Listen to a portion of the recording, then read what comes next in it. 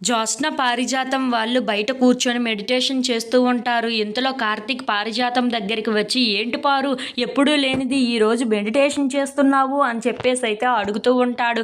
ఆ మాటలు విని అక్కడ ఉన్న పారిజాతం అయితే, నువ్వు వచ్చావు కదా ఇక చెడగొట్టడానికి, ఇంకా అంతా అయిపోయినట్లుగానే మంచి ముగ్గు మీద నీళ్లు కొట్టి పోసేసినట్లుగా అయిపోతుంది ఇప్పుడు నువ్వు చేస్తున్న పని అని చెప్పేసి అయితే అంటూ ఉంటుంది.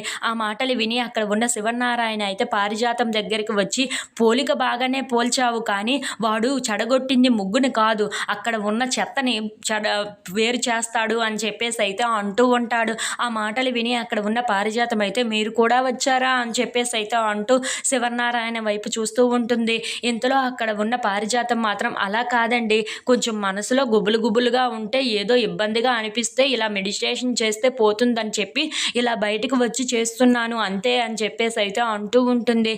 ఇంతలో అక్కడ ఉన్న కార్తీక్ అయితే, ఏంటి పారు, నీ మనసులో ఏదో గుబులుగా ఉందా, ఎందుకో ఇబ్బందిగా ఉందా, అసలు ఏం జరుగుతుందో ఏంటో ముందు తెలుసుకోవాలి కదా, ఏంటో ఆ విషయం ఏంటో ముందు బయట పెట్టు పారు అని చెప్పేసి అయితే అంటూ ఉంటాడు. ఆ మాటలు విని అక్కడ ఉన్న పారిజాతం, జ్యోత్స్న వాళ్ళు అయితే చాలా కోపంగా కార్తీక్ వైపు చూస్తూ ఉంటారు.